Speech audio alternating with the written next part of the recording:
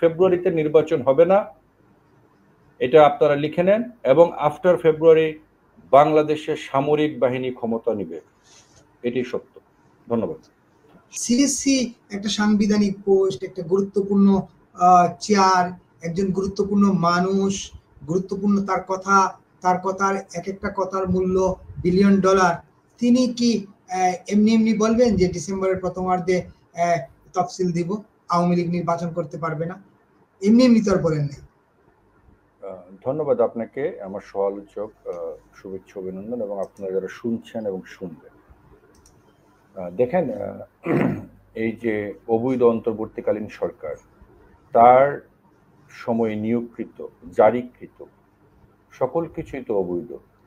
তো যেখানে সবকিছুই আপনার অবৈধ, তো সেখানে একটি বৈধ নির্বাচন হবে সেটা তো প্রত্যাশার বাহিরে।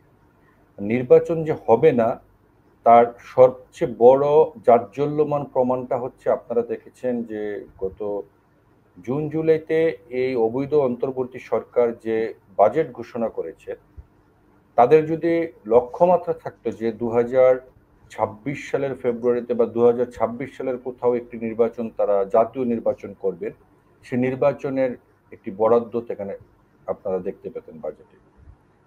সুতরাং বাজেটে কোনো ধরনের একটি টাকাও যেখানে বরাদ্দ নেই, নির্বাচন সংক্রান্ত কোনো কর্মকাণ্ডে সরকারের যেখানে কোনো টাকা বরাদ্দ নেই, এবং সরকার যখন রাষ্ট্র চালাতে হিমশিম খাচ্ছে, তো সুতরাং এই সময়ে এসে এত বিপুল বড় একটা আয়োজন তারা করবে, এটা আমার কাছে একেবারে অবিশ্বাস্য মনে হয়।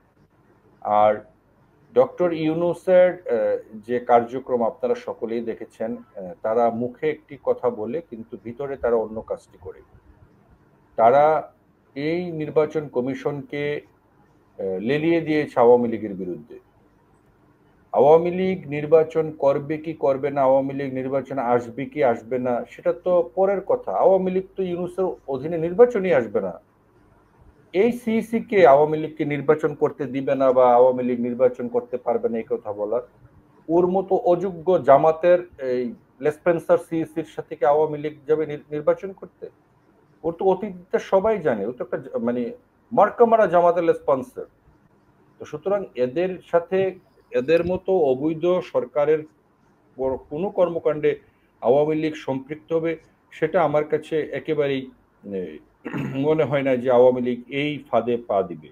আর সবচেয়ে বড় কথা, সুজাত ভাই যেটা বলছিলেন যে নির্বাচন হওয়ার যে লক্ষণগুলো বাংলাদেশে এখন মানে আমরা দেখছি, যে একটি দেশের আইন শৃঙ্খলা পরিস্থিতি স্থিতিশীল আছে, দেশে নির্বাচনের সুষ্ঠু পরিবেশ আছে, সকল দলের জন্য লেভেল প্লেইং ফিল্ড আছে, সরকারের প্রচুর সামর্থ্য রয়েছে একটি সুষ্ঠু, অবাধ, নিরপেক্ষ, গ্রহণযোগ্যমূলক নির্বাচন অনুষ্ঠিত করা।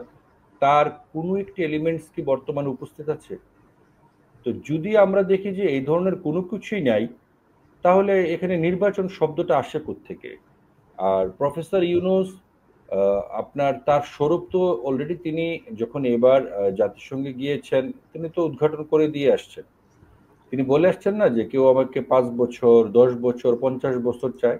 তো তিনি তো বলে আসছেন, মানে তার কথাই তো বোঝা যাচ্ছে যে তিনি আমৃত্যু বাংলাদেশের রাষ্ট্র ক্ষমতাটিতে আঁকড়ে ধরে রাখতে চান, এবং যিনি গ্রামীণ ব্যাংকের এমডি পদটি ছাড়ার মতো সৎ সাহস হয় না, যিনি সরকারে থেকে নানা ধরনের অনৈতিক সুযোগ সুবিধা নিয়েছেন, যেখানে ম্যান পাওয়ারের লাইসেন্স পর্যন্ত একজন রাষ্ট্রপ্রধান নিতে পারেন, সুতরাং তিনি রাষ্ট্রের এই ক্ষমতা ছেড়ে, এই মধু ছেড়ে তিনি নির্বাচন দিয়ে দিবেন?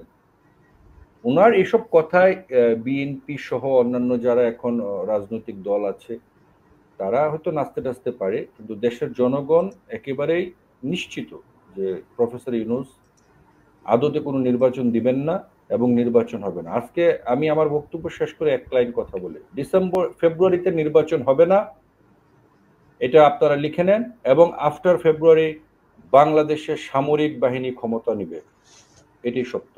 ধন্যবাদ।